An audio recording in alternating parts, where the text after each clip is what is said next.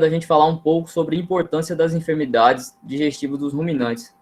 Para mim, esse é um tema muito confortável. Eu gosto muito de falar das doenças digestivas dos ruminantes, porque foi até o meu trabalho de doutorado. Eu trabalhei com desordens digestivas em bovinos. E durante a trajetória do doutorado, eu estudei bastante e vivenciei na prática a questão dessas enfermidades digestivas, além da nossa rotina e experiência nesses 8 anos de formado. Então, como você já falou, né, eu trabalho com essa parte de medicina, de clínica e produção de ruminantes, né, com a boiatria. E esse tema de enfermidades digestivas, ele é muito importante, porque até na nossa apresentação aqui, a gente vai falar da importância das enfermidades digestivas, e eu vou trazer aqui algumas das enfermidades que têm uma casuística maior e que a gente tem uma resolução clínica, na maioria das vezes, tá certo? Eu não vou abordar todas as enfermidades digestivas, porque são muitas, e quando eu dou essa aula na graduação, esse assunto, eu demoro em média umas 10 a 12 horas. Como aqui o nosso tempo é breve, então eu tentei trazer as mais corriqueiras, as mais de casuística mais elevada e que tem também alguma resolução mais clínica. Tá certo? Então nós vamos iniciar falando da importância das enfermidades digestivas dos ruminantes. Vamos falar de obstrução esofágica, de indigestão simples, acidose lática ruminal. Vamos falar dos timpanismos, né, tanto o espumoso quanto o gasoso, e vamos abordar um pouco de reticulites traumáticas, e ao final vamos fazer algumas considerações sobre o que a gente viu hoje. E aí eu gostaria de fazer a minha apresentação. Se vocês tiverem alguma dúvida, eu estou com a apresentação em tela cheia, eu não consigo ver no chat. Só se a intermediadora vir falar comigo, né, e trazer algum questionamento. Ou se vocês preferirem, a gente pode deixar tudo para o final da apresentação. Ok? Professor, geralmente a gente coloca no final da apresentação mesmo, mas se surgindo aqui no chat, eu vou anotando e depois eu passo no final. Tá ok, então tá bom. Muito obrigado. Disponha. Então, pessoal, a criação de bovinos no Brasil, ela é bem expressiva, né? O número de bovinos, seja de corte de leite, a gente tem mais ou menos, em média, um contingente de 213,5 milhões de cabeças. E nós somos considerados, nós somos o maior rebanho comercial de bovinos do mundo. Então, nós temos esse contingente bovino muito grande e ele também participa grandemente no agronegócio, na geração de renda no nosso país. Então, mundialmente falando, nós somos o maior produtor de carne e na produção de leite estamos cada vez aumentando cada vez mais a nossa eficiência, a nossa produtividade. Tendo isso, falando um pouco da pecuária leiteira, né, um dado aqui de 2016, há 4 anos atrás, a gente já produzia 30 bilhões de litros de leite por ano. E de lá para cá, com certeza esse dado já vem, esse volume de leite já aumentou. E além de volume, qualidade. Então, porque nós estamos cada vez mais eficiente em produtividade com qualidade. E isso é um ponto muito positivo para o nosso setor pecuário, né? E a gente vê que a pecuária leiteira no Brasil, ela é uma atividade feita por pequenos, médios e grandes produtores. Então, tem vários tipos de tecnologia, vários tipos de manejo, desde o sistema mais intensivo, como também extensivos. Mas, quando a gente fala de produção, a gente observa a maior parte em manejo intensivo. Essa parte de manejo intensivo faz com que tenha um desafio maior para aumentar a produtividade desses animais. E esse desafio advém do que uma conta matemática que para o animal produzir ele precisa consumir. Então, advém da nutrição, né? As enfermidades digestivas que a nutrição vai impactar diretamente no sistema digestório, né? No sistema digestivo, desculpa, no aparelho digestório, essas enfermidades elas estão entre os distúrbios mais importantes dos bovinos em todo o mundo. Então, a gente observa que não é só no Brasil, de forma geral, é dentre as principais enfermidades no mundo. E esse desafio aumenta cada vez mais que você desafia o animal com a questão de aumento da produtividade, da nutrição, o aporte de alimentos, de tipos de alimentos que a gente vai ver posteriormente em algumas enfermidades aqui nessa apresentação. Trazendo para o nosso contexto regional, né, local, Brasil, isso aqui na época que eu estava fazendo o doutorado na clínica de bovinos, né, o Dr. José Augusto, ele fez um estudo lá e ele observou que 18% dos casos atendidos na clínica eram distúrbios digestivos. Então, você vê quase um quarto, quase um quinto, né, do total de atendimentos eram distúrbios digestivos. Então, era uma casuística muito grande. E aí você vê isso aqui na bacia leiteira do estado de Pernambuco, que é Garanhuns, tá certo? Mas a gente observa que em todos os locais que tem essa maior intensividade da pecuária, esses distúrbios digestivos eles estão também despontando como uma das principais enfermidades. Então, como importância, a gente observa que, primeira coisa é o bem-estar animal. Não dá para a gente deixar de pensar nisso, porque é o que traz grande sofrimento ao animal. O animal, quando ele tem algum distúrbio, alguma enfermidade digestiva, ele vai sofrer com dor, ele vai diminuir sua alimentação, ele vai mudar seu comportamento, a sua liberdade animal na questão de liberdade fisiológica, nutricional, ela vai estar comprometida e, consequentemente, vai alterar os seus outros domínios do bem-estar. Então, a primeira coisa que a gente tem que lembrar é o bem-estar animal desses animais vão estar prejudicado. Elas ocorrem com grande frequência, né? Como eu falei, seja bovinos de corte ou de leite, sempre vai ter algum distúrbio digestivo. Mas quando a gente fala numa casuística maior, isso em animais com sistemas mais intensivos de criação. E geram bastante perdas econômicas. Essas perdas econômicas, elas advêm de custos com tratamento, o leite descartado, a diminuição da produção desses animais, o aumento do intervalo de partos, a perda de peso corporal, descarte prematuro da matriz e morte dos animais se você não consegue intervir rapidamente e proporcionar uma terapêutica que recupere esse animal. Então, a gente vê que é de grande importância as enfermidades digestivas, né? Pois bem, vamos começar pelo caminho do alimento e vamos falar um pouco sobre a obstrução esofágica.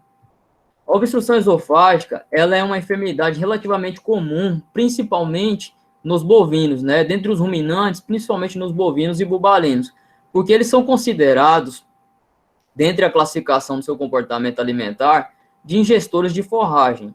Ou seja, são animais que se alimentam sem nenhuma pré-seleção, né? Os bovinos apreendem o alimento, o capim, alguma outra forragem, ou até mesmo o arraçoamento deles, eles aprendem com a boca, né? Jogam para dentro da cavidade oral sem nenhuma seleção, eles vão comendo tudo que vem na frente. Isso também advém do seu processo evolutivo, quando eles precisavam ingerir grandes quantidades de alimento e sair dos locais devido aos predadores, né?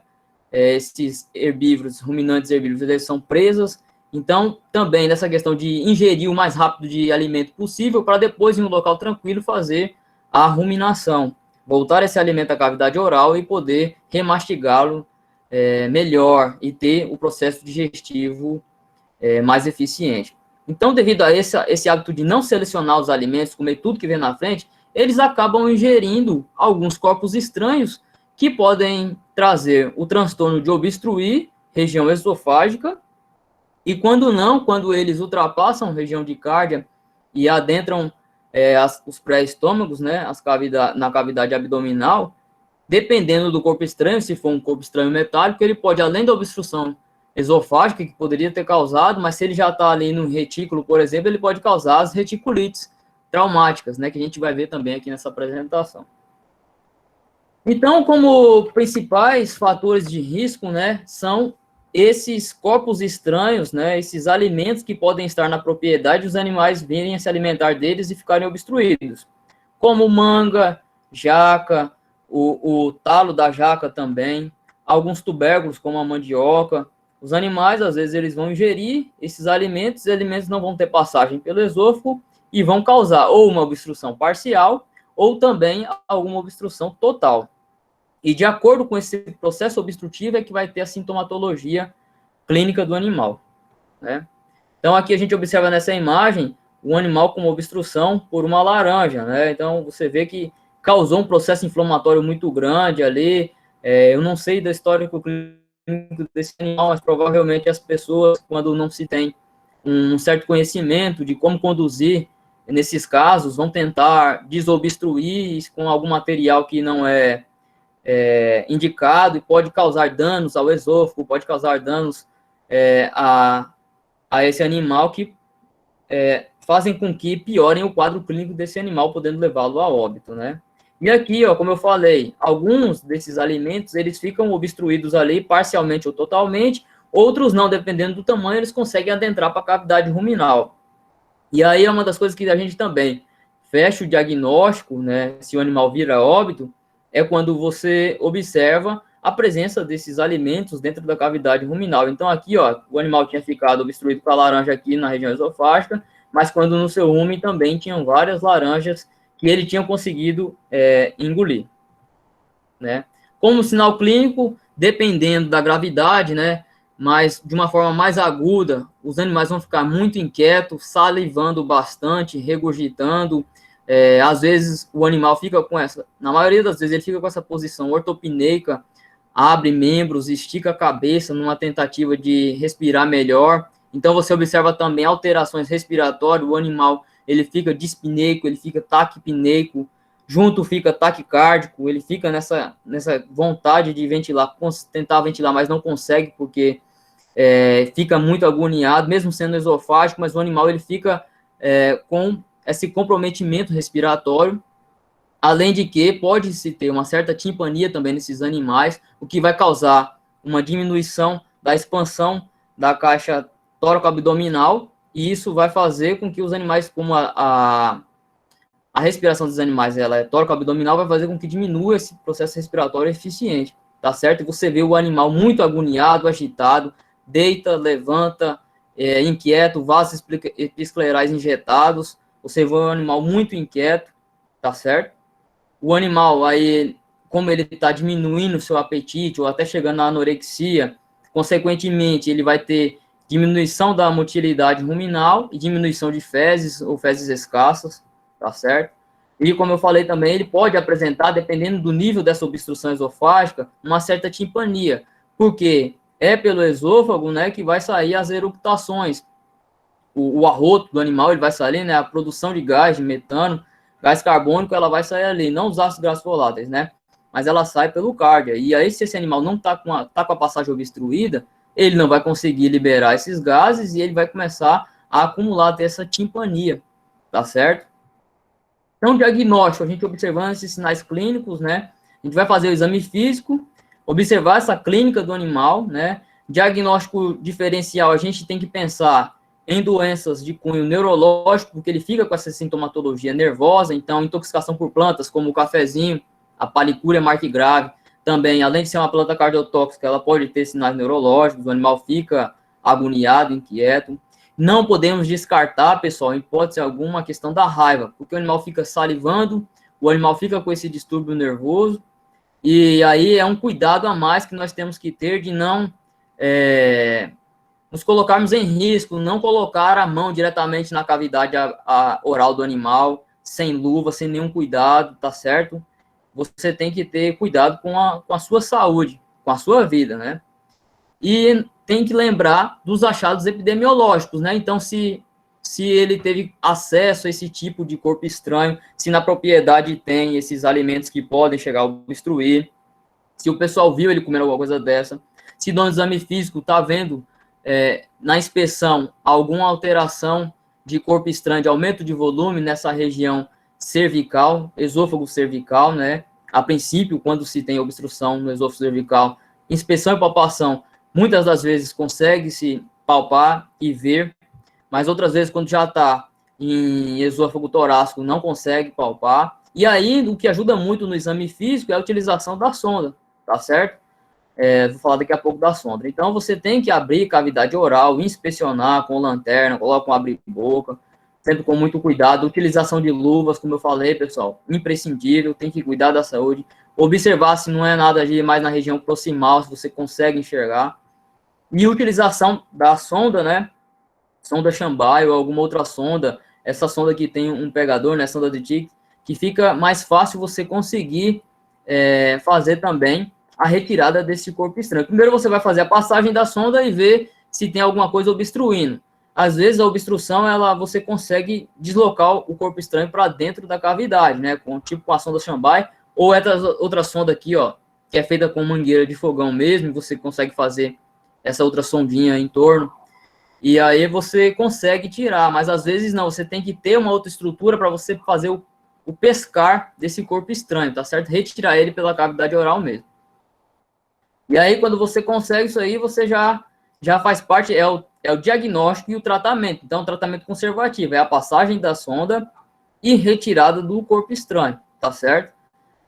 Esse é o tratamento clínico conservativo, mas muitas das vezes ele não consegue, principalmente quando já está nessa região de esôfago torácico. Então, ele vai para o cirúrgico. É mais indicado se fazer ruminotomia quando esse corpo estranho já está ali na região torácica e você vai fazer esse acesso pela cavidade abdominal, chega a rumen e tentar chegar no cardio e tentar tirar, obstruir por ali, você voltar para dentro da cavidade abdominal, esse corpo estranho. E em último caso, né, é a esofagotomia, porque a esofagotomia, se tiver na região do cervical proximal, mais evidente ali, mais proximal, e você conseguir fazer essa retirada. Só que o prognóstico aí é muito desfavorável. Então, assim, se for pensar no cirúrgico, seria de eleição a ruminotomia.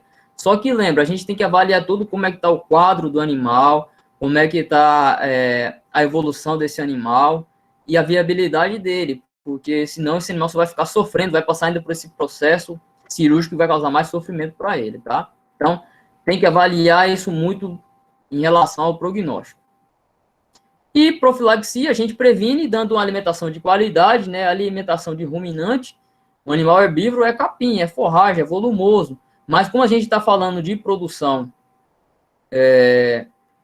em larga escala, mais intensiva, você tem que lançar mão de um arraçoamento, então você tem que fazer uma inspeção dessa ração para que não tenha nenhum corpo estranho que esses animais possam vir a ingerir, já prevenindo a obstrução esofágica e também algumas outras enfermidades, como as reticulites. E nos pastos também, pessoal, evitar pastos sujos com restos de reforma de cerca, de arame, de prego, de outras coisas que podem obstruir, não só a nível esofágico, mas chegando a reticulites também. E onde tiver essas frutas ou tubérculos, enfim, esses alimentos que possam vir a obstruir esses animais, se você for alimentar esses animais de forma que você tenha um controle, seria melhor você cortar e você entregar esse alimento ao animal sem os caroços, sem as formas que eles podem obstruir.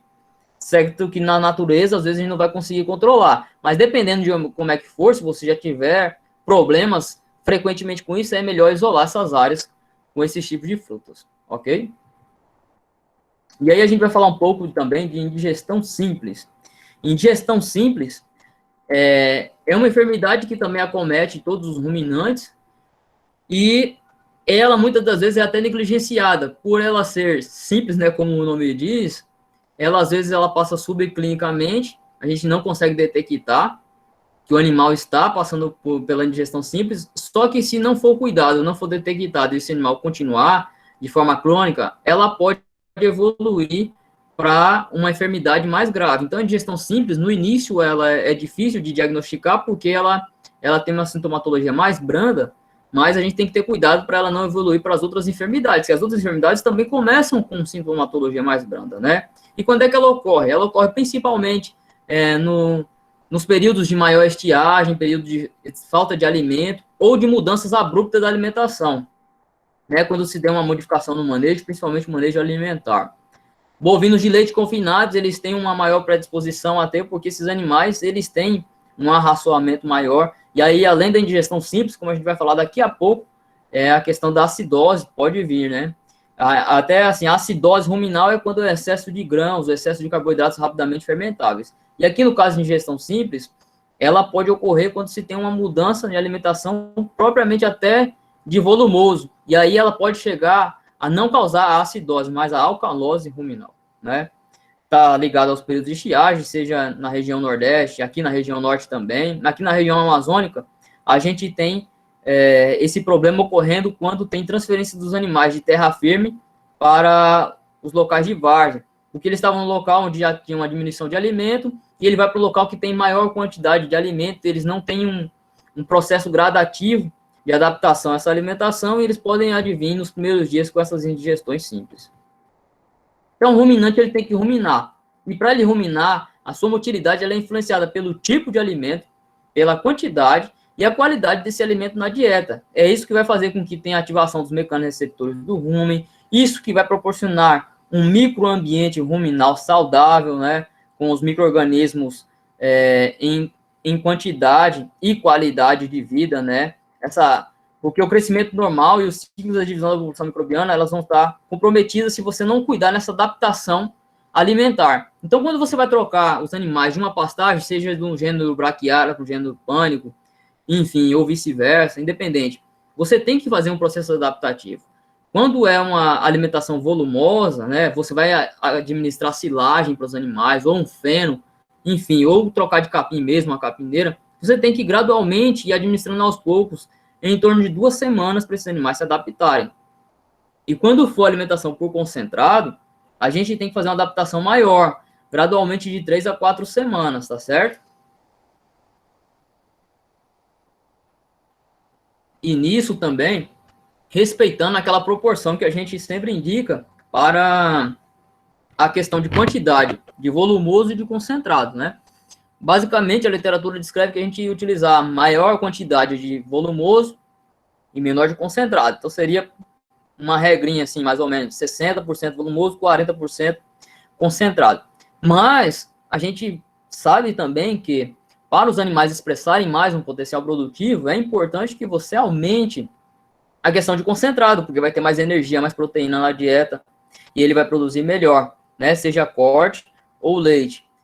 E aí você pode aumentar essa proporção aí, chegando a 50% ou até mais um pouco, mas isso tem que ser uma adaptação gradual. Aos poucos você vai ingerindo esse concentrado na dieta. E os animais vão se adaptando, e aí não tem problema de indigestões. Tá? Então, como sinais clínicos, vão ser basicamente sinais relacionados ao sistema digestivo, tá certo? Então, o animal ele vai diminuir o seu apetite ou até deixar de comer, porque os micro-organismos ali, aquela população não estava acostumada com aquele alimento, ela vai diminuir ou morrer, tá certo? E aí, como é que ele vai digerir? Então, ele cessa o apetite, ele diminui a produção de leite, se não comeu, não produz. Reduz a dinâmica de rumen, é consequência também da baixa ingestão de alimento, e, consequentemente, também, suas fezes vão ficar reduzidas e ressecadas, tá?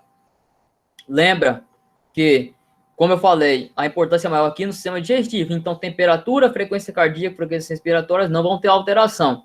É mais um dado para a gente observar que o problema é puramente digestivo. E aí, além dos sinais clínicos, eu vou ligar à epidemiologia, tá certo?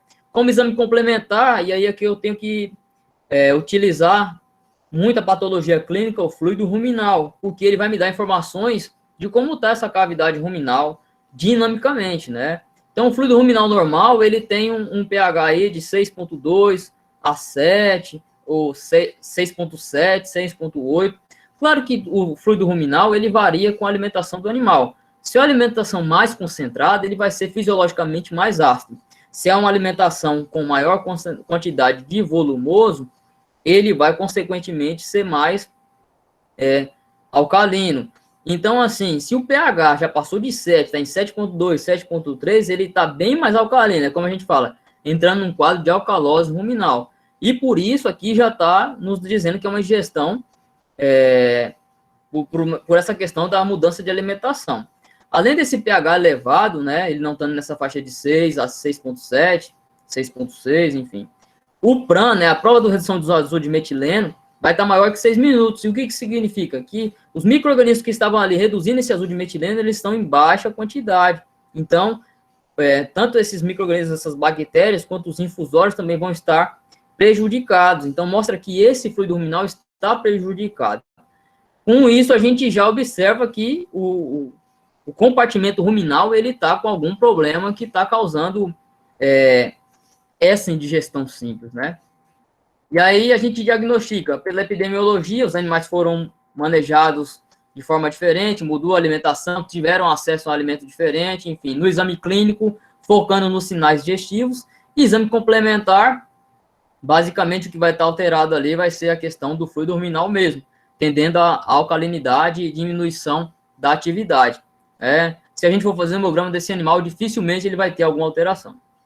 Como tratamento, então, temos que restabelecer essa função digestiva, né? Então, Primeira coisa, fornecer forragem de qualidade. Lembra, ruminante tem que ruminar. Para ruminar, ele precisa de forragem, de volumoso, capim de qualidade para esses animais, tá? O ajuste do pH, então ele está tendendo à alcalinidade. Eu tenho que acidificar esse pH. Então, quando esse estiver acima de 7, eu vou administrar de 500 ml a 1 litro de vinagre, né? Ácido acético a 5% por via oral para esses animais, tá certo? E restabelecimento da microbiota por meio da transfaunação. A transfaunação é você trazer o fluido ruminal de um animal saudável e fazer a administração por via oral em um animal doente, um animal enfermo, um animal que está com uma indigestão. E isso aqui, gente, é como se fosse uma transfusão sanguínea, é essencial para o ruminante, porque se ele não tiver com a sua atividade ruminal boa, fisiológica, dificilmente ele vai conseguir sobreviver. É como eu até falei em sala de aula, o ruminante, para mim, eu considero que ele tem 3 sangues, né? Porque o sangue é essencial para viver. Nós, seres humanos, só temos um sangue, que é o sangue vermelho composto por hemácias. Os ruminantes têm o sangue vermelho composto por hemácias, tem o sangue verde, que é o fluido ruminal, e tem o sangue branco, que é o colostro. Sem esses 3, o ruminante não vive. Então, aqui o fluido ruminal é extremamente importante. Eu até, vocês vão ver aqui nessas outras doenças que a gente vai falar, a transformação, ela está praticamente em todos os protocolos de tratamento, porque você tem que restabelecer essa microbiota ruminal para o animal voltar a ter a sua atividade digestiva normal. Né? Você pode administrar de 5 a 10 litros de fluido ruminal por via oral para animal adulto, ou até um pouco mais para um animal de grande porte, um porte maior, e isso por dia, né? Então, isso aqui vai depender. Por quanto tempo, professor? Vai depender da evolução do animal. Às vezes é umas 2, 3 vezes, 2, 3 dias seguidos, né? Ou às vezes você pode aumentar um pouquinho mais. E também da disponibilidade que você tem. Ah, eu não tenho nenhuma vaca fistulada, passa a sonda. Ah, eu não tenho sonda. Como é que você vai fazer para passar a sonda na vaca? Vai ter que arrumar. Produz uma sonda aí, com uma mangueira, alguma coisa, queime as bordas para não machucar o animal, né? Use um guia-sonda, tenha cuidado. Mas aí, se você não tem um animal para fazer a coleta desse fluido ruminal, você pode ir no matadouro, né? E você coletar fluido ruminal, conteúdo ruminal fresco de animais recentemente abatidos, e você fazer a prensa desse conteúdo e retirar aquele fluido ruminal, que ele também vai ser eficiente. Os animais estavam saudáveis e tudo, ele está saudável ali, ainda tem micro-organismos vivos ali, e vai ajudar bastante no restabelecimento da microbiota ruminal desses animais. Tá? Não é fazendo propaganda, não, isso aqui é só para ilustrar, tá certo? Então, nem venha as marcas aí, mas vamos focar no que são, né? Então, a administração de cálcio, intravenoso ou subcutâneo. Por que, professor, cálcio nesse caso? Porque o cálcio, ele está em toda a atividade muscular, gastrointestinal. Então, o animal, ele está com indigestão. Eu tenho que voltar esse processo digestivo normalmente. Eu faço a administração de cálcio para ajudar nessa motilidade gastrointestinal, né? Vitaminas do complexo B, também intravenoso ou via oral. Isso aqui vai ajudar, pessoal, no restabelecimento da microbiota ruminal. E veja que quem produz mais, sintetiza essas vitaminas do complexo B são os próprios micro-organismos. Se você está com déficit desses micro-organismos, você tem que lançar a mão desse medicamento, né, de uma forma suplementar, para já dar condições a esses micro-organismos que precisam dele e também para o animal. Então, você já vai dar ele pronto. Certo?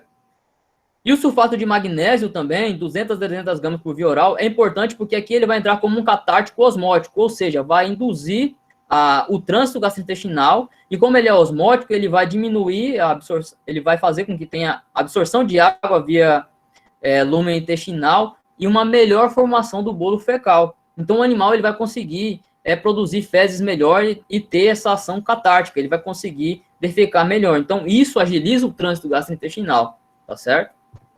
E como prevenção, basicamente é aquilo que a gente já falou. Eu tenho que fazer a adaptação gradativa dos meus animais a uma nova forragem ou um novo tipo de arraçoamento, né? Em média, para tudo, serão 3 semanas, né? Mas lembra, volumoso, em média, 2 semanas, e concentrado de 3 a 4 semanas. Você sempre adaptando os animais, você dificilmente vai ter problema, porque a microbiota também vai se adaptar, tá certo? E aí a microbiota ruminal vai se adaptar, você não vai ter problema nenhum. Então, essa é a forma de você prevenir, evitar mudanças bruscas na alimentação. Ok? E aí a acidose lática ruminal é uma enfermidade, né? Também é uma indigestão e é uma doença de cunho metabólico, é uma enfermidade digestiva de cunho metabólico, tá certo? E ela ocorre quando tem uma ingestão excessiva de carboidratos rapidamente fermentáveis. Ou seja, quando você faz uma adição muito grande de concentrado na dieta dos animais, principalmente à base de grãos, como trigo, milho, cevada, aveia, produtos de padaria, melaço, resíduos de cervejaria, entre outros. Tudo isso que tem uma grande concentração de carboidratos e são rapidamente fermentáveis, eles dão bastante energia e tem também nível de proteína que vão ajudar esse animal a produzir melhor.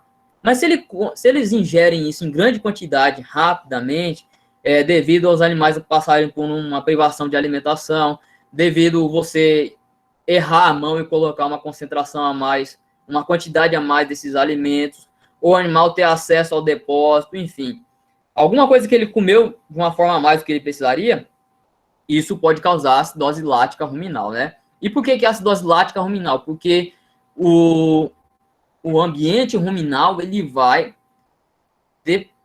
cair esse pH e vai ter um favorecimento das bactérias ácido-láticas, né? As BALs, principalmente os lactobacilos. E aí vai ficar, né, um meio ácido lático, tá? Ela pode se apresentar de forma aguda e de forma subaguda, né? A forma aguda é aquela que você vai observar a clínica dele. O animal vai ficar inapetente, anorexo, o animal ele vai ter esse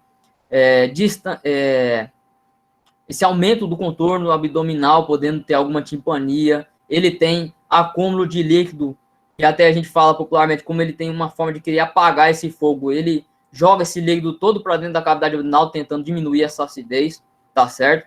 O animal fica com esse conteúdo extremamente ácido quando você vai fazer a avaliação do fluido ruminal. E se você não intervir logo, as fezes ficam diarreicas e fétidas devido a esse conteúdo de concentrado alimentar. E não intervir logo, o animal pode vir a óbito.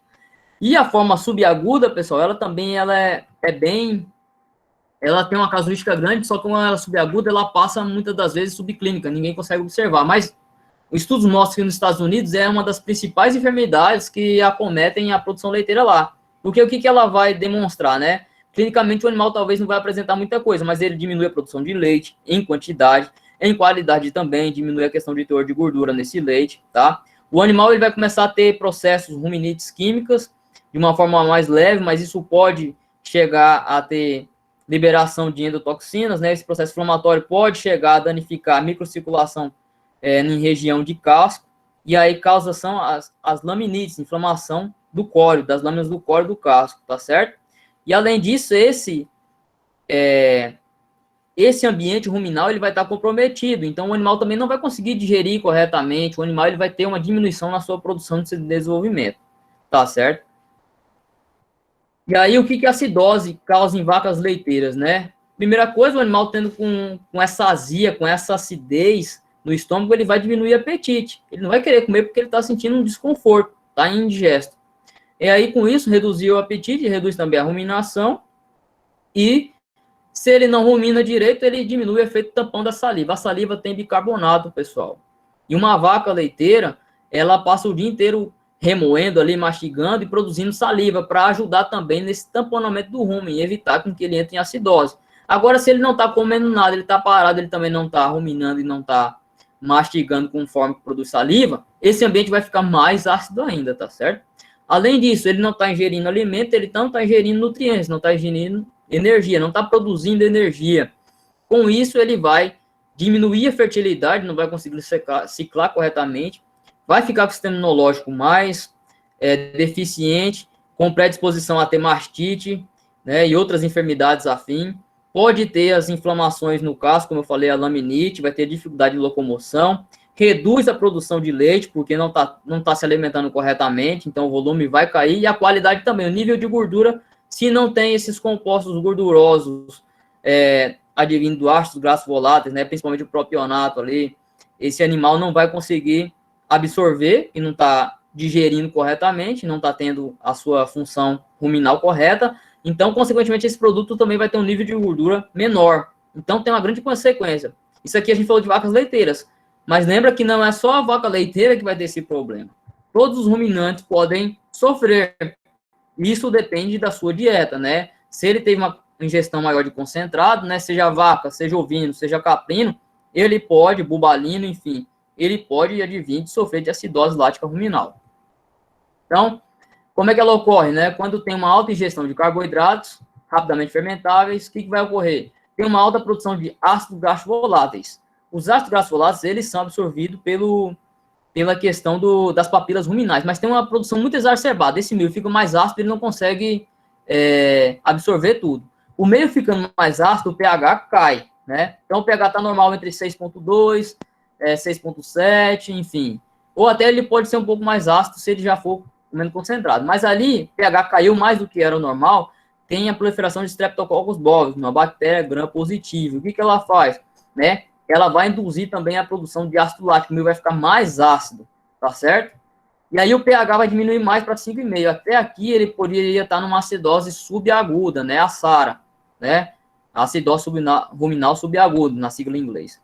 E aí ocorre a morte das bactérias gram-negativas e dos protozoários. Então, esse microambiente ruminal, ele está morrendo as bactérias, os micro-organismos benéficos. E o pH baixa de 5, e aqui já é a acidose lática ruminal, que tem o maior acúmulo de lactobacilos são as bactérias ácido-láticas. Então, o meio fica bem ácido mesmo, né? Com isso, tem, como eu falei, aquela passagem de líquido intravascular para o rumen, o animal fica desidratado e fica com esse acúmulo de extrato líquido dentro do rumen, né, sem definição definida das estratificações do rumen. O animal pode entrar em atonia ruminal, porque está tudo paralisado ali, não tem mecanorreceptores sendo ativados, não tem fibra, não tem nada.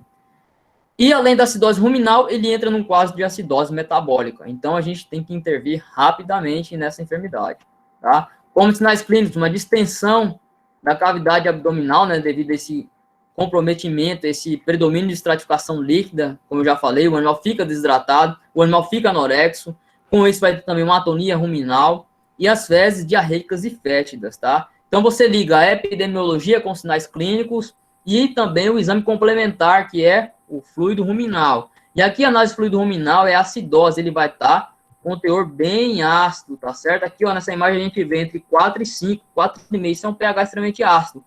E, além do pH estar ácido, né, as atividades vão estar totalmente comprometidas, seja pran, seja flotação, seja sedimentação. Micro-organismo praticamente tudo morto, ou bem pouco.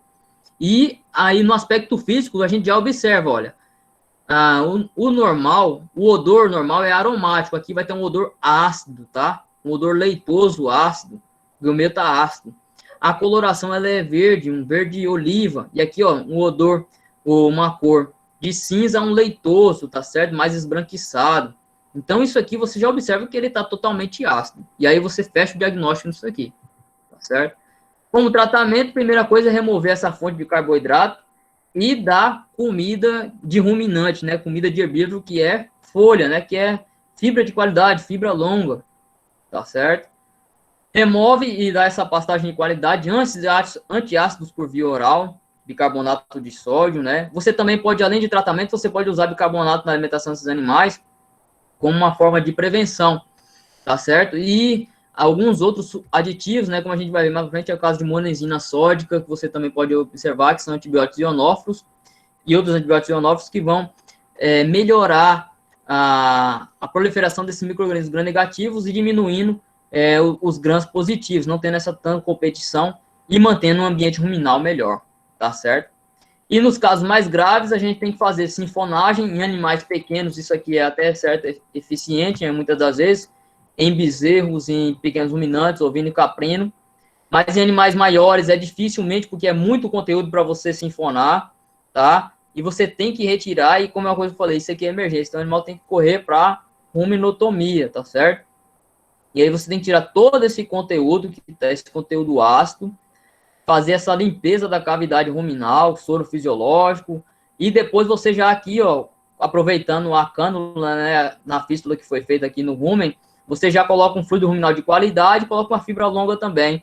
E aí, durante o pós-operatório, o animal vai ter que estar tomando esse fluido ruminal constantemente e fibra de qualidade, tá certo? Além disso, tratamento, fluidoterapia, o animal está desidratado, tem que hidratar esse animal, tá certo? Soluções de cálcio intravenoso subcutâneo. Por quê, pessoal? Lembra, o cálcio ajuda na motilidade gastrointestinal. O animal estava sem comer, o animal precisa voltar a ter atividade, tá? Fluido ruminal, olha aqui, o sangue verde do ruminante tem que continuar de 10 a 20 litros, o animal grande aqui pode dar com vontade. Além de melhorar esse ambiente, vai hidratar também esse animal, tá certo? Vitaminas do complexo B, como eu já falei, reforçando agora, precisa melhorar essa condição desses micro-organismos e dar esse aporte dessas vitaminas para o ruminante, que ele precisa também. Anti-inflamatórios não esteroidais, para diminuir a questão da endotoxemia, desse processo inflamatório que está ocorrendo, diminuir a dor também, que o animal tem dessa ruminite química e dos processos que você está fazendo com o animal. E se ele for para um acesso cirúrgico, né, como a ruminotomia, tem que se utilizar antibiótico terapia, tá ok? Como profilaxia, a gente tem que cuidar também, evitar mudanças bruscas na alimentação. Lembra da adaptação gradual. Quando eu não adapto, ele pode ter quadros de alcalose ruminal, né, nos quadros de indigestão simples, ou acidose lática ruminal também. E isso dependendo se for forragem ou se for também a questão de acidose. E a gente observa que não é só isso não. As outras enfermidades que a gente vai falar aqui também, elas podem ocorrer dessas mudanças bruscas na alimentação. Ter uma adaptação gradual da alimentação rica em fibras para a dieta mais elevada em concentrados. Lembra? De 3 a 4 semanas você vai adaptando esses animais. Cada dia você vai colocando um pouquinho mais. Os micro-organismos eles vão crescendo, evoluindo junto com essa mudança que você está fazendo. E volumoso de boa qualidade, com uma fibra de 2,5 centímetros de comprimento. Por quê? Isso aqui vai ajudar na salivação. O animal vai conseguir salivar melhor. Tá? Quando você faz as fibras muito pequenininhas, ele não tem esse processo, ele tem esse processo de ruminação, né, de remoer prejudicado, e isso diminui também a produção de saliva. E a utilização de antibióticos ionófilos na dieta, que vai ajudar bastante a diminuir essa propensão à acidificação do meio devido aos micro-organismos gram-positivos, tá certo? E aí vamos falar um pouquinho de timpanismos. Tomar uma aguinha aqui. Tá tudo ok aí, pessoal? Tudo ok. Então, beleza, então. Professor, já que Oi. você deu uma pausa aí, tiveram duas perguntas, e inclusive uma delas é sobre timpania. Quando você estava falando na enfermidade anterior, ela ficou com dúvida, uma das participantes. Aí, se puder esclarecer, Pode perguntar. é timpania. Certo, e qual que é a pergunta, assim, mais ou menos? Ela perguntou realmente o que é timpania. Ah, tá. Bom, timpania, nós vamos falar agora, então. Já posso responder e começar? Ou quer que eu responda outra pergunta e aí a gente começa essa? Pode sim, se tiver incluso na resposta dela, vai ter incluso. Bom, timpanismos, pessoal, né? Ou até, em algumas literaturas escrito meteorismo, é o acúmulo de... é o acúmulo de gás ou de algum outro tipo de substrato nas cavidades, né? Como a gente fala, tem o timpanismo espumoso, que é o primário, e timpanismo secundário, que é o gasoso. Então, timpanismo gasoso, acúmulo de gás. Timpanismo espumoso, acúmulo de espuma. Então, acúmulo desse elemento dentro da cavidade ruminal. Então, quando ele entra em timpania, é porque ele tem esse acúmulo. E a timpania que eu tinha falado anteriormente era a questão da timpania gasosa, o acúmulo de gás, tá certo? Porque o animal não estava eructando corretamente, tá certo? Tá certo. Uma dúvida também foi sobre a atonia ruminal. Pronto, atonia, o prefixo a se diz de negação, né? A ausência. Tonia seria a movimentação normal. Atonia é a não movimentação do rumen, tá certo? Quando o animal para totalmente a sua atividade. A gente observa que em 2 a 3 minutos ele vai ter de 2 a 5 movimentos completos, tá? Podendo ter alguns movimentos incompletos ali, mas quando ele não tem essa movimentação, a gente chama que ele está em atonia, ele está paralisado, ele está estático, tá certo? Certo. Era só essas. Obrigada. Nada.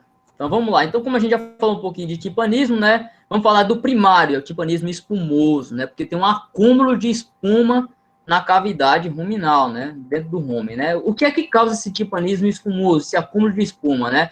Essa formação excessiva de espuma, que é a espuma nada mais é que a junção dos gases que são formados, e aí tanto os gases, ácidos graxos voláteis quanto metano, gás carbônico ali, junto com o conteúdo ruminal. E não é para ser assim. No normal, tem o conteúdo ruminal ali, os micro-organismos vão fermentando e vai produzindo esses ácidos graxos voláteis e outros gases, vão sendo produzidos, mas eles vão sendo absorvidos pelas papilas ruminais e também vão sendo expelidos por eructação, tá? Mas quando esse conteúdo ruminal, dependendo do alimento que esse animal come, ele não consegue, os micro-organismos ali não conseguem também fazer essa produção correta desses ácidos graxos voláteis, esses gases, eles ficam, dos gases de forma geral, eles ficam dentro do conteúdo ruminal. Eles não formam as bolhas que depois elas se estouram e formam os gases.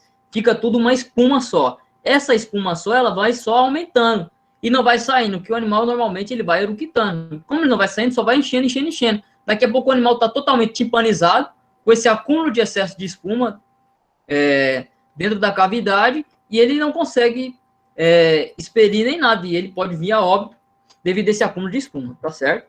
Então, pode ocorrer devido, como eu falei, do alimento, ou pela alta ingestão de concentrado, ou também por alguma ingestão de leguminosas tenras, né, trevo, enfim, algum outro tipo de alimento que sejam mais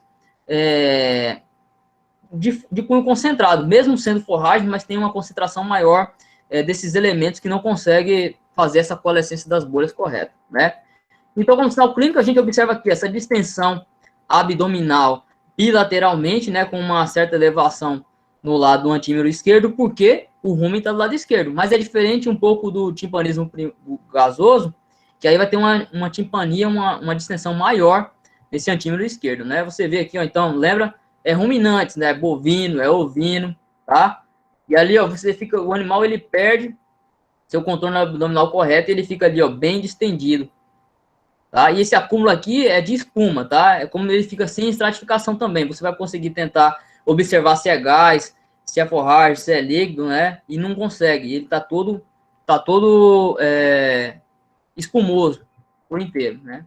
Como sinal clínico, a gente ainda observa o animal fica taquicárdico, taquipneico, bispneico, porque ele fica com a dificuldade de respirar. Lembra a respiração do ruminante, ela é tóraco-abdominal, ele precisa fazer o movimento do abdômen e junto com o tórax, né, abrir costela, fechar a costela, diafragma ali, mas ele não consegue porque ele está totalmente timpanizado. Então o animal ele fica com dificuldade de respirar. E ele fica com essa respiração curta, querendo puxar, inspirar, mas não consegue. Por isso que ele fica taquicárdico também. Entra em hipomotilidade ou atonia ruminal, voltando aqui, ó. O animal cessa porque ele não está comendo e o que tinha ali está tudo repleto de espuma, está tudo cheio de espuma dentro do rumen. Ele não vai conseguir movimentar, fazer seu movimento correto, que ele fica, o rumen, ele faz como uma bolsa, subindo e descendo os seus movimentos, entendeu? E tem a produção de leite, ela cessa abruptamente também, então você vê aqui nessa imagem, o segundo balãozinho aqui de leite, ó, tá zerado ali. Então, quando você observa isso aqui, alguma coisa está errada para esse animal, de uma hora para outra, parar de produzir leite. O animal entra num quadro de angústia e se a gente não agir logo, ele pode morrer. Então, diagnóstico, além disso, a gente vai pelos sinais clínicos, nessa clínica que o animal está, essa angústia, essa agonia, essa inapetência, taquipneia, taquicardia, né, essa estratificação não definida, essa distensão abdominal. A passagem da sonda, quando você tira o conteúdo, é um conteúdo totalmente espumoso, olha, parece aqueles milkshake, né? Bem gostoso ali que a gente come, mas aqui não é. Isso aqui é pura espuma, é puro concentrado. Isso aqui também tem um quadro de acidose aqui. Então, é bem prejudicial para o animal.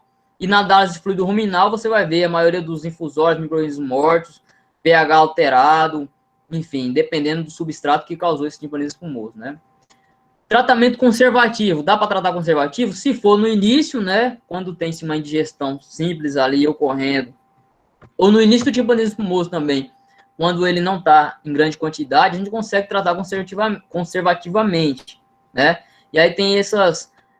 primeira coisa no tratamento é remover esse concentrado, seja ele grão, ou seja ele uma pastagem que é como o trevo, que causa esse timpanismo espumoso, mas eu tenho que fazer a administração oral de anti-espumantes. Então, são medicamentos à base de acetilbutileno, né? Como temos aqui o exemplo do Blotol, tem o Ruminol, enfim, esses aí que eles vão fazer a coalescência das bolhas. Lembra que eu falei que no início O timpanismo espumoso ele é causado pelo excesso de espuma. E o que é a espuma? São os gases junto com o conteúdo ruminal, tudo junto. E aí, esse medicamento, o que ele faz? Ele faz essas bolhas começarem a se formar e estourar e sair. E é a proliferação dos gases. Mas, às vezes, tem uma grande quantidade de espuma, você pode colocar muito desse medicamento aqui e não vai resolver. Você tem que fazer intervenção cirúrgica, tá? E aqui, gente, nesse caso do timpanismo espumoso, não resolve você passar a sonda nem trocáter, fazer a trocaterização, tá? Quando a gente faz aquela trocaterização diretamente no rumen, ou com uma cânula, ou com trocáter, para descomprimir quando é timpanismo gasoso, quando é acúmulo de gás, que aí você consegue retirar esse excesso de gás.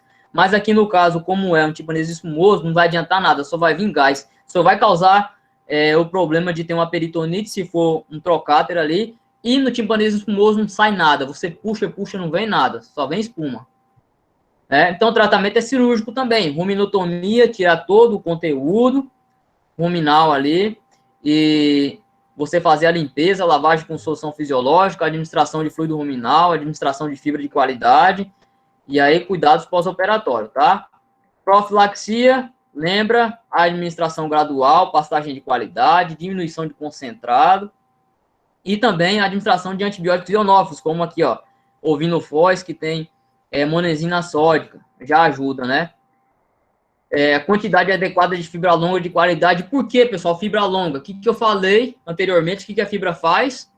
Ajuda na formação de saliva. A saliva, ela é tamponante, então ela ajuda a não dar acidose, a não dar também timpanismo espumoso, tá certo?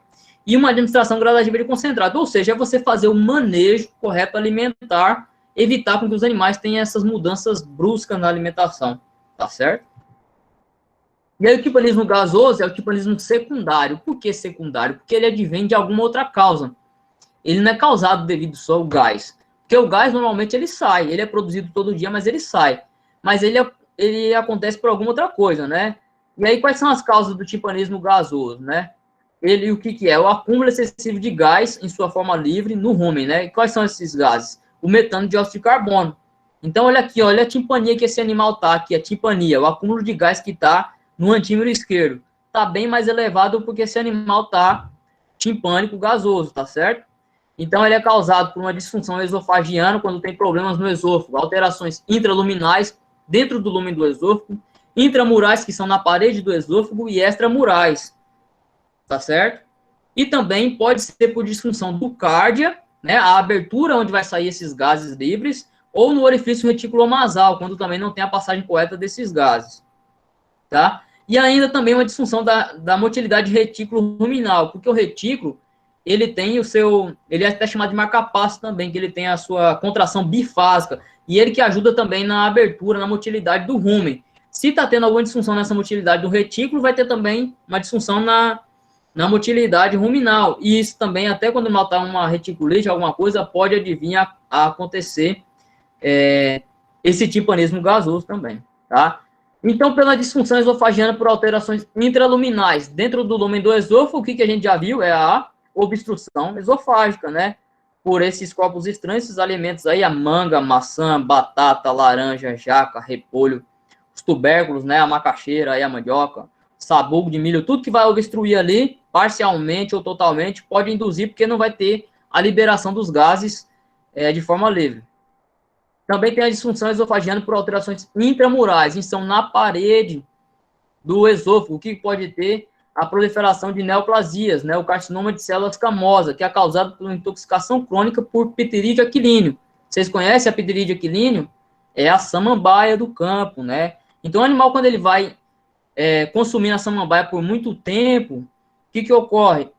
Ele tem essa neoplasia formada na região esofágica, esse carcinoma de células escamosas. E aí, com o tempo, quanto mais vai passando o tempo, mais vai crescendo. Chega uma hora que ela obstrui a parede do esôfago e o animal não consegue nem deglutir nada, nem também eructar. E aí tem um acúmulo de gás e tem a timpania, tá? Uma disfunção esofagiana por alterações extramurais, então fora do esôfago, o que pode ter? Aumento dos linfonodos, nos casos de tuberculose, de leucose, nas pneumonias, né? Esses linfonodos mediastínicos podem estar aumentados, e aí comprimir o esôfago e o animal não consegue ter passagem do gás livremente, né? Por algumas neoplasias, abscesso por acanobactério piógenes também nessa região. Então, tudo isso pode fazer com que tenha essa alteração extramural e não tenha a eructação corretamente desses gases, tá? Disfunção do cárdia e orifício reticulonasal. Quando é que ela ocorre, né? Pode ocorrer quando tem papiloma, carcinoma epidermoide, actinobacilose, nessa região do cárdia, que é o orifício ali na entrada do rumen para a saída, né? Tanto a entrada de alimento quanto a saída dos gases. Quando faz um decúbito do animal sem jejum prévio, o que ocorre? Quando ele está nesse decúbito, ele não vai conseguir fazer a sua motilidade correta, o animal vai ficar com esse cárdia fechado e os gases vão começar a se aumentar ali. Então, tem a tipania. E tá vendo aqui, ó, que ele está logo deitado do lado esquerdo. A gente tem que sempre buscar o decúbito do lado direito, porque primeiro tem que fazer um jejum. E o jejum seria de umas 8 a 12 horas para você deitar esse animal aí tranquilamente, entendeu? Às vezes até um pouco mais. Jejum sólido, tá?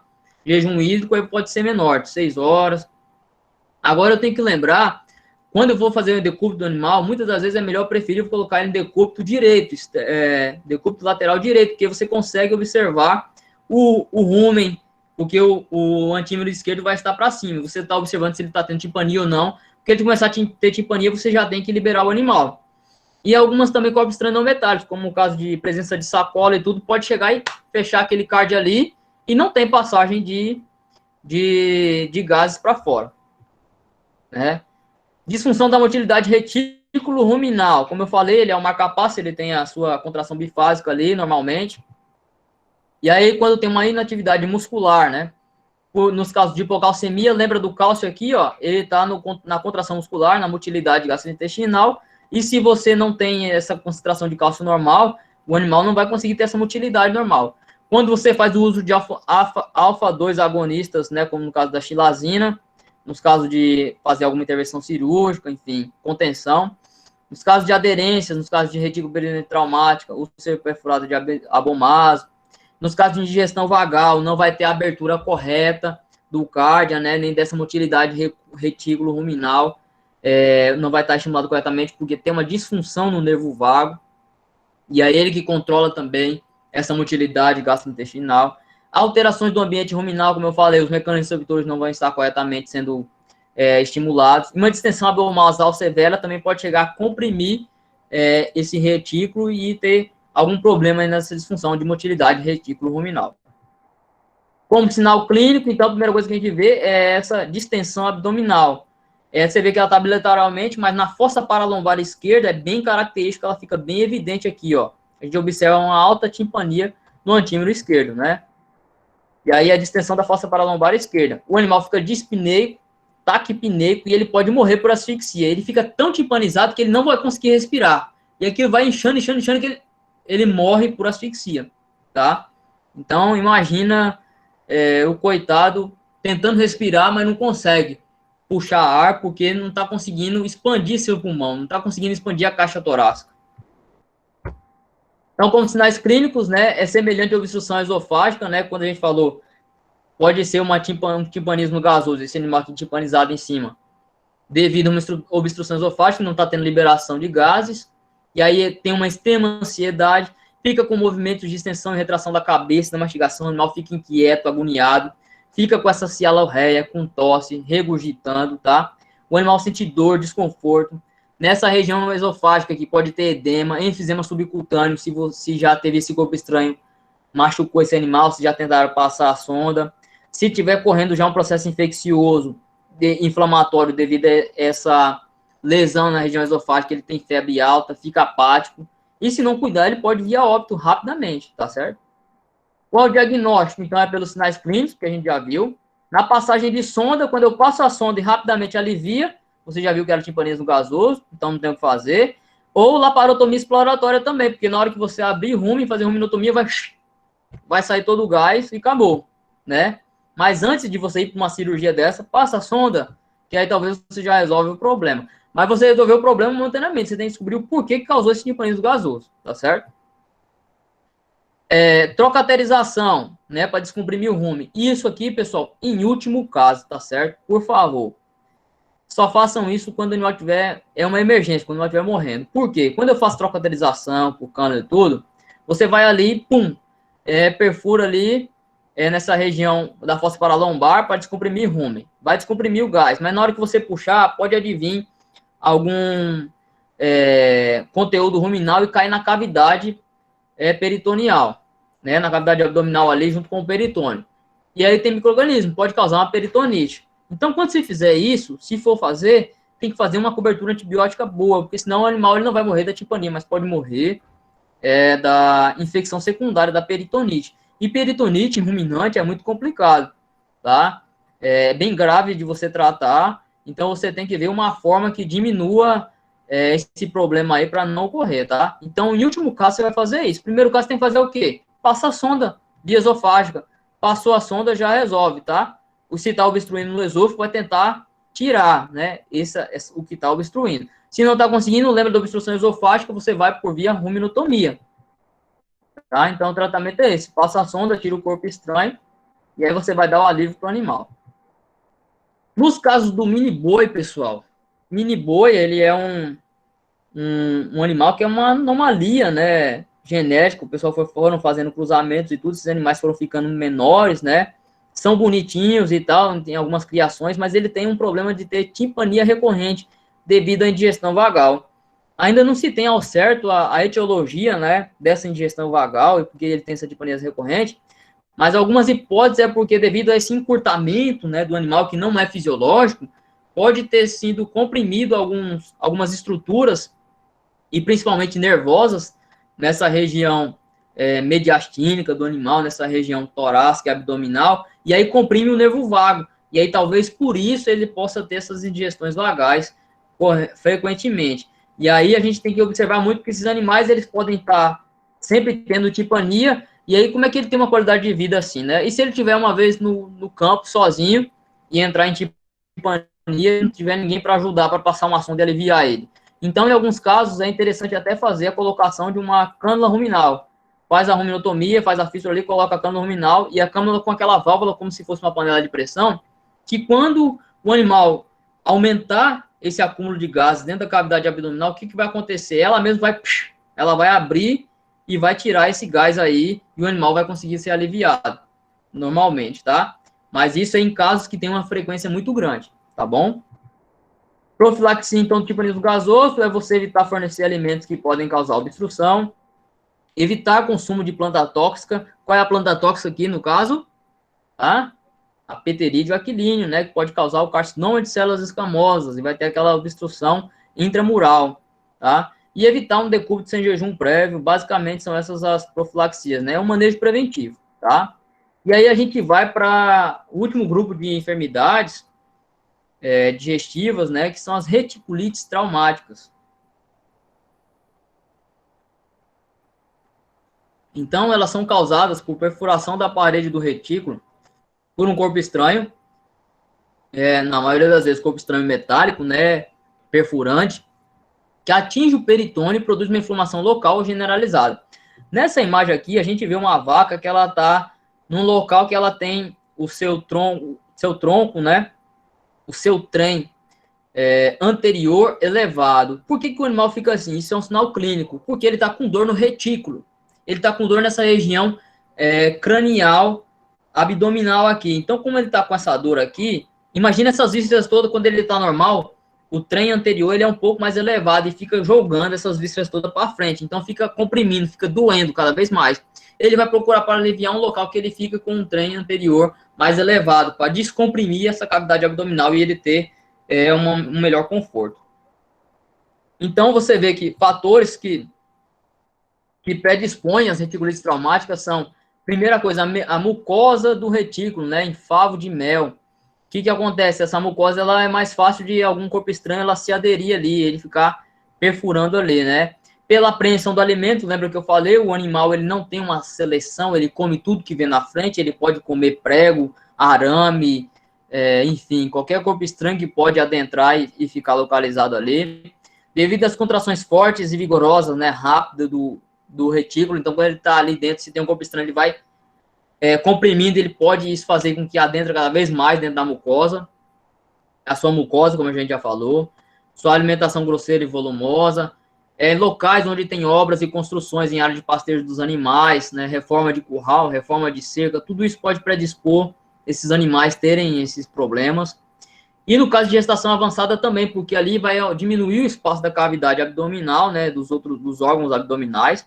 Ele já reduz a sua consumo de matéria seca em 40%, mas o que ele come ali vai estar mais comprimindo, vai estar tudo jogando ali para frente, para cima do retículo, tá? Então, como é que ocorre essa enfermidade? Quando o animal ingere corpos estranhos metálicos pontiagudos, como prego, resto de cerca, né, arame farpado, vai ter uma penetração até a serosa do retículo, isso aqui em caso mais brando, tá? Lembra que tem mucosa, muscular, serosa, né? E aí chega até a serosa e fica ali, então vai ter uma reticulite traumática simples. Ela fica naquele lugar, ela cicatriza, mas ela tem uma dor localizada, de leve a moderada. O que acontece com esse animal, nesses casos mais simples? Ele tem uma inapetência, diminui a produção de leite, e às vezes ele convive com isso. Ele não morre disso às vezes, né? Mas nos casos mais graves, o que ocorre? O retículo é perfurado pela sua parede, vai até o peritônio, passou de serosa, chegou no peritônio, então já causou retículo peritonite, tá? Teve a propagação de bactérias com formação de exudato fibrinoso, ou que essas bactérias saíram da cavidade ruminal reticular e adentraram ali no peritônio, causou a peritonite, tá? E aí é uma retículo peritonite traumática circunscrita. Quando ela fica nesse local, forma-se um abscesso e esse abscesso se rompe. O abscesso se rompe e tem aqui generalização da infecção. Então, uma retículo peritonite traumática difusa ou generalizada. Então, toda a cavidade vai estar com aquele acúmulo de pus ali. E aí, conforme a direção do corpo estranho, pode ocorrer diferentes lesões, como cranialmente à esquerda. O que pode ocorrer? Retículo pericardite, porque chegou e penetrou no pericárdio, tá? Isso aqui é bem comum de ocorrer. À esquerda, dorsalmente, pode ter uma retícula esplenite, quando ele chega e penetra no baço, tá? Cranialmente à direita, pode atingir o nervo vago, que vai ter esses problemas de motilidade gastrointestinal, e chegar no pulmão também, onde vai ter acometimento da pleura, então uma retículo pleurite. À direita, dorsalmente, pode ter uma retículo hepatite, quando acomete baço, no abomaso, uma retículo abomasite, e no aumento, uma reticulomentite, né? Tudo isso pode abscedar e causar uma infecção crônica e ter essa infecção generalizada, essa retículo peritonite traumática generalizada, né? Então, sinais clínicos, eles vão variar em função do tipo de síndrome, né? Na fase aguda, o animal vai ter uma abrupta redução de apetite e produção de leite, porque ele sente muita dor, então ele para, isso mexe com ele, causa um estresse muito grande, né? Vai ter febre, vai ter frequência cardíaca respiratória elevada, o animal vai ficar letárgico e depressivo, ele vai ficar todo apático, triste, ele fica com a abdução dos cotovelos e cifose, ele fica numa posição tentando diminuir essa dor, fica evitando caminhar, tá? As fezes ficam secas e escassas, mal digeridas, porque ele está comendo pouco, está tendo um baixo trânsito gastrointestinal, dor nessa região chifoide, porque é próximo ao retículo, tá? Ao levantar e ao deitar, esses animais vão gemer, porque eles sentem muita dor, né? Lembra que o animal, quando ele vai se levantar e deitar, ele faz esse movimento de para frente e para trás, então isso vai doer bastante.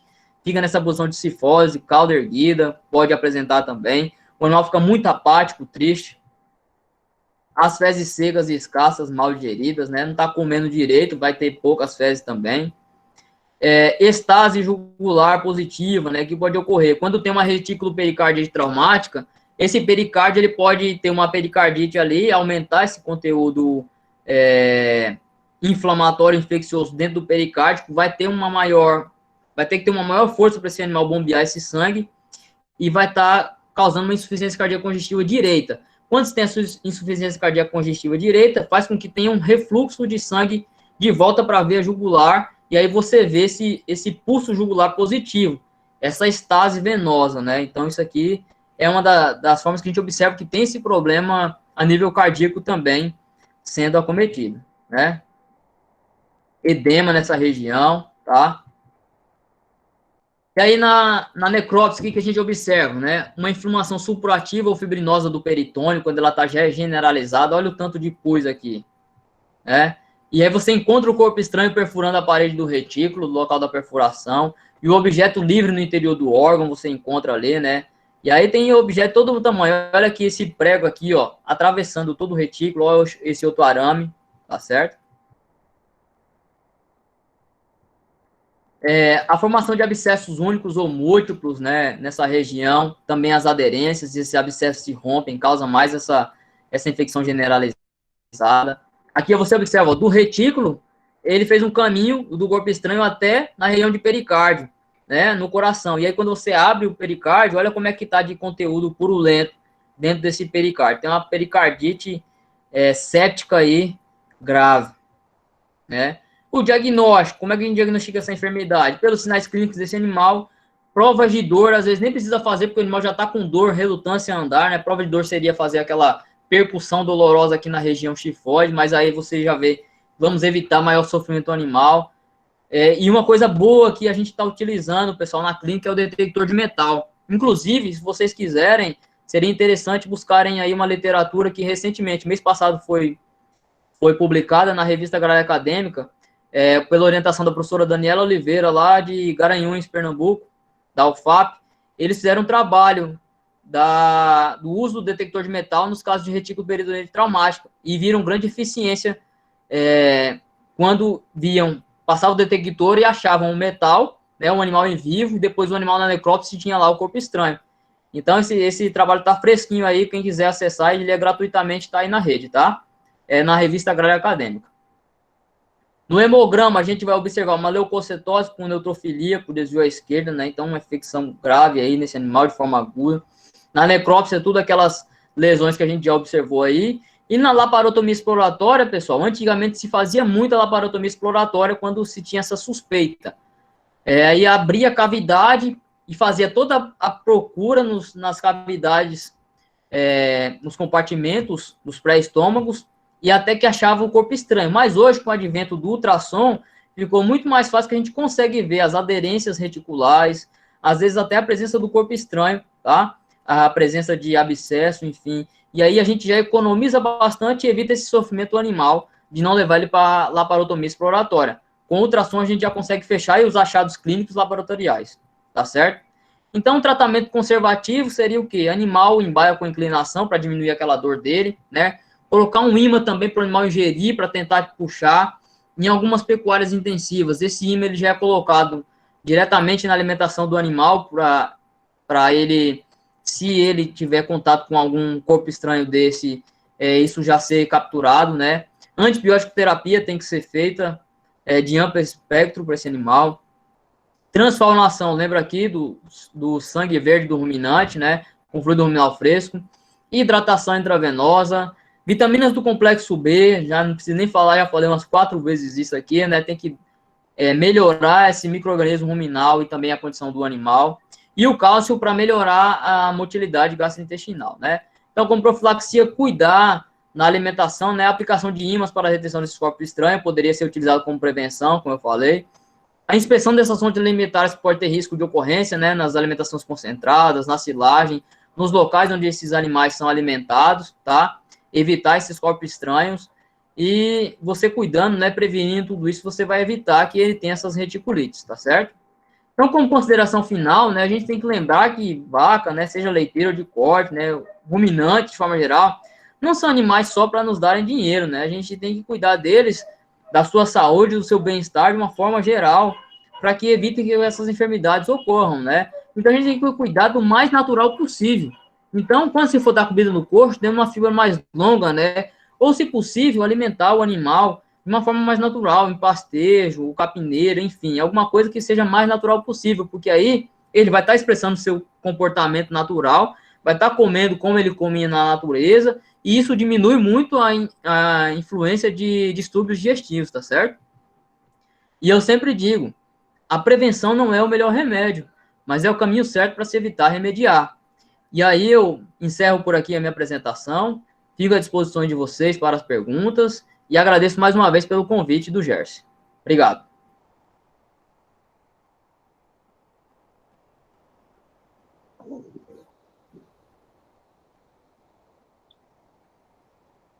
Olá.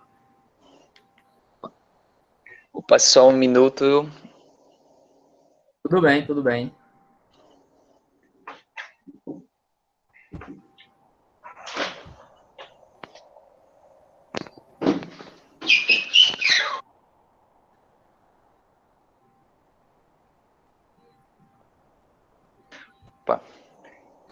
Opa, desculpa pela demora. Não, tudo bem, tranquilo. Foi uma ótima palestra, professor Joelmel. Obrigado. Nós tivemos algumas perguntas finais que o pessoal fizeram aqui no chat. Certo. Eu vou repassar aqui, aí você pode ir respondendo. Tranquilo, estou à disposição. Pronto. Quais sinais ou sintomas são indicadores de problemas digestivos em ruminantes? Bom, acho que do que a gente observou, a maioria dos sinais, né? E aí, foi bom essa pergunta que ela trouxe aqui, sinais e sintomas, né? Qual que é a diferença de sinais e sintomas? Pessoal, na medicina veterinária, nós temos os dois, sinais e sintomas. Sintomas são aqueles achados que quem traz pra gente é o produtor, é o tratador. Olha, doutor, a minha vaca tá sem comer, a minha vaca tá sem defecar, a minha vaca parou de ruminar. Esses são sintomas. É o que ele trouxe para mim, é o que ele tá falando, tá certo? Agora, os sinais são o que eu vou coletar do exame físico. Então, basicamente, né, principalmente, na verdade, eu vou observar sinais de cunho digestivo. Então, eu vou observar alterações de apetite, né? Eu vou oferecer algum alimento para o animal, ele vai estar inapetente ou anoréxico, ele não vai comer. Alterações da dinâmica ruminal, da sua motilidade gastrointestinal, tanto hipomotilidade quanto hipermotilidade, dependendo do tipo de alimento que ele comer. Tá? Alterações em fezes do animal, fezes diarreicas, fezes escassas, fezes secas, fezes enegrecidas. Então, assim, basicamente, são esses aspectos relacionados ao sistema digestivo. Mas, além disso, o animal pode ter, dependendo do tipo de distúrbio digestivo, cólicas abdominais, ele fica inapetente, ele fica triste, ele muda seu comportamento com os outros animais, ele reluta em andar, ele fica agoniado, como a gente vê na obstrução esofágica, o animal fica extremamente agoniado. Então, assim, depende da gravidade de cada enfermidade. Mas as principais, né, que a gente observa são aquelas relacionadas ao sistema digestivo. Tá certo? Certinho. Vou passar para outra aqui, que foi a Jennifer Mesquita. Ela perguntou, nos casos de tipanismo, como eles ingerem corpos estranhos, dependendo do ambiente que estão, podem ingerir objetos metálicos e causar obstruções, por ser indicado o uso de injeção daqueles ímãs? Eu acho que você já comentou já.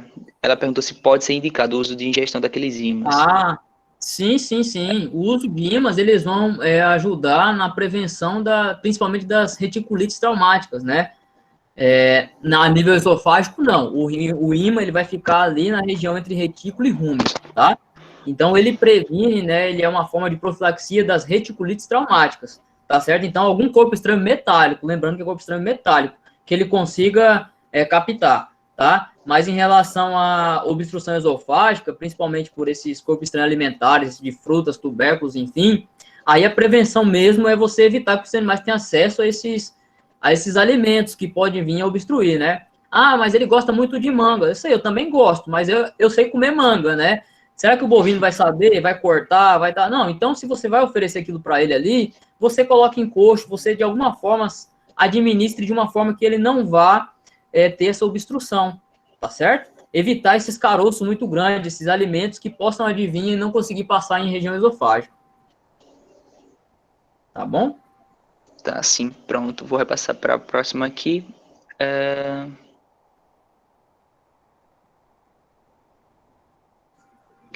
Ela fez um comentário aqui, a Jennifer, novamente, que em caso pode ser em caso de tipanismo, é indicado o uso do ímã, ou só em caso de reticulites? Teria Não, aí, algum efeito que ajude? pro caso de timpanismo, não vai ter muita interferência, não, porque timpanismo é o acúmulo de gás ou de espuma, né, excessivo. Então, o ímã, ele tá ali para prevenir corpo estranho metálico, para puxar ele, entendeu? Então, seria mais a questão mesmo nas reticulites, que ele iria poder ajudar na prevenção. Ok. Vou repassar para a próxima, deixa eu verificar. A pergunta de Carol Gomes. Ela perguntou, como levar o proprietário à importância de tratar os animais que se encontram em alguns desses quadros citados, porque nem sempre quem trata porque nem sempre querem tratar pelo custo que terá, ou até mesmo não tendo custo tão alto. A primeira coisa, né, nós como médicos veterinários de grandes animais, de animais de produção, e de forma geral, na verdade, né, a medicina veterinária ela trabalha com a medicina preventiva, né, a gente tem que reforçar para o produtor que prevenir, a última mensagem que eu deixei lá no final, né, prevenir não é melhor que remediar, mas é o caminho certo para se evitar remediar. Então fica muito mais barato quando você previne essas enfermidades, né? Você não chega a ter a clínica dela. Mas como é que eu faço isso? Por manejo nutricional, adaptação gradativa dos alimentos, tipo correto de alimento, limpeza das instalações, enfim, tudo é um manejo que você vai ter com o animal. E se o produtor, se está ocorrendo, aí você tem que mostrar para o produtor que dependendo dessas enfermidades, ou praticamente todas elas, se você não intervir, o animal vai vir a óbito. Então, será que é melhor para ele mesmo perder aquela unidade animal? O custo, assim, eu mostrei para vocês a maioria das formas de tratamento conservativo clínico, né? E aí a gente consegue, não é tão caro trabalhar com isso, entendeu? Mas a questão, às vezes, quando vai para o cirúrgico, pode até ficar um pouco mais oneroso. Mas aí ele tem que entender, olha, se o senhor não prevenir lá com os outros animais, isso vai ocorrer de novo, e aí fica mais caro. Então, sempre a gente tem que trabalhar mostrando para ele, nós médicos veterinários, pessoal, trabalhamos para resolver problemas. Então, a gente não deve só chegar e examinar um animal e ir embora, eu tenho que observar toda a propriedade, todo o rebanho, e orientar para que isso não aconteça mais. Aí vocês acham que não vai ter serviço para vocês? Claro que vai, se ele confiar em você e ver que você está fazendo um trabalho que diminui o problema com ele, então você consegue ter esse cliente e passar para outros. E aí ele vai ganhar e você vai ganhar também, entendeu? A gente não tem que pensar que chegar só cuidou de uma vaca, tem que cuidar de tudo como um todo. E é prevenindo. Então, muitas das formas de você trabalhar também com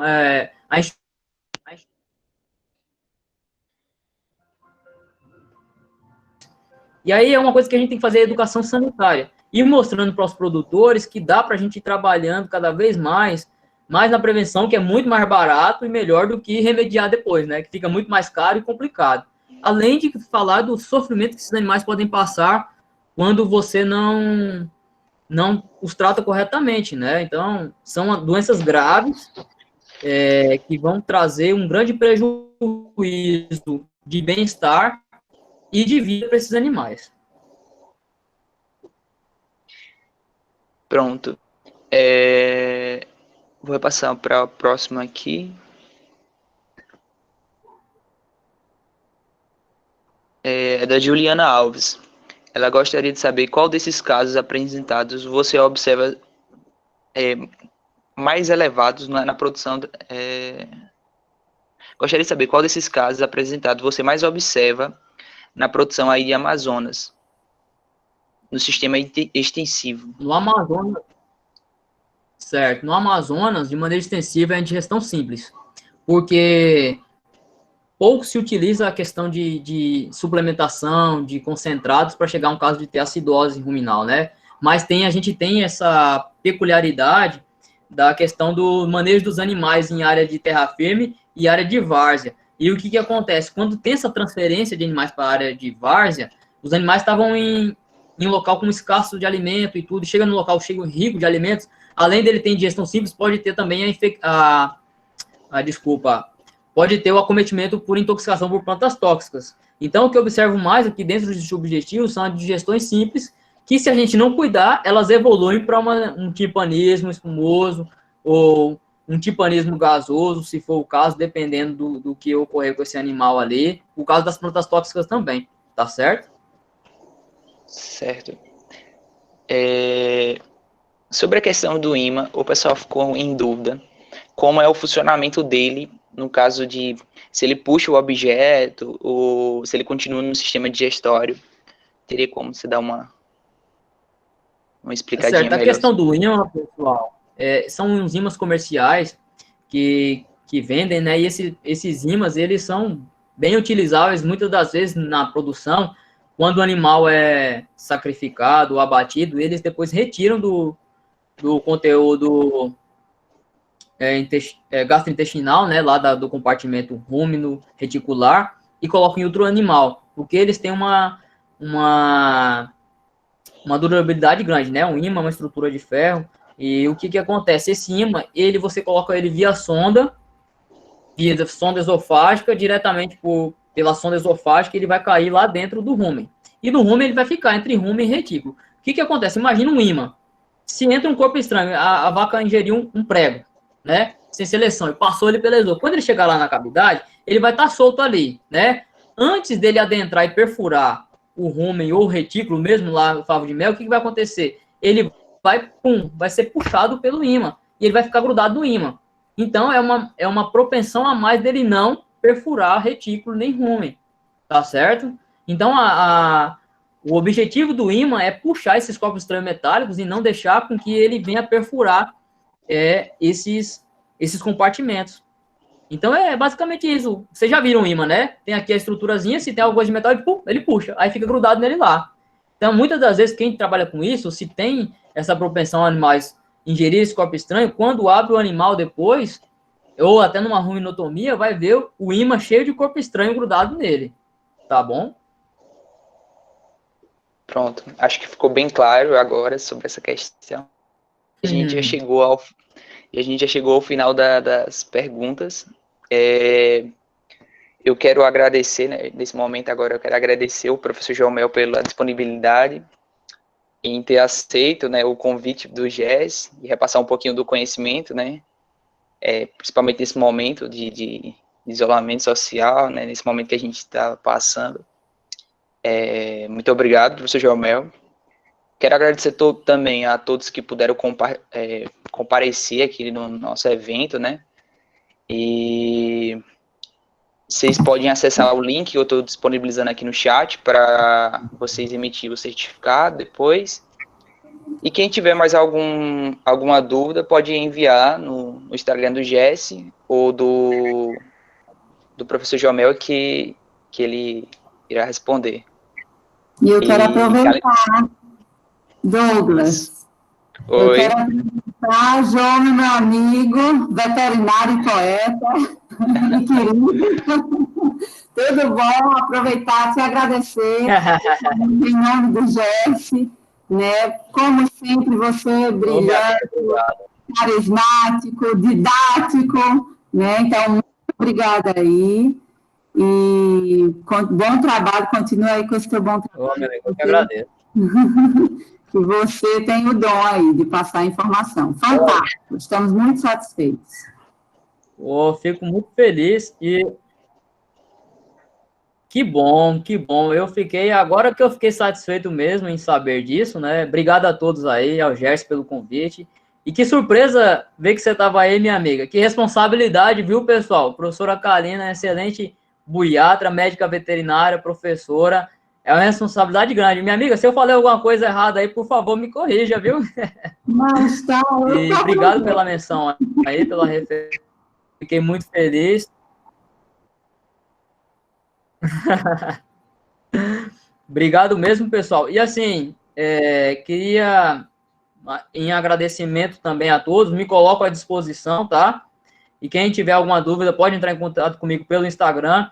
E peço que vocês se inscrevam no meu canal lá no YouTube, João Melvete Poeta, porque eu estou postando essa palestra que eu dei hoje aqui, eu dividi ela em vários capítulos e estou postando semanalmente ela no YouTube. Então, eu já tenho lá a parte da importância, né, introdução, a importância das enfermidades digestivas, tenho a parte de indigestão simples, obstrução esofágica, e hoje eu terminei a parte de acidose lática ruminal.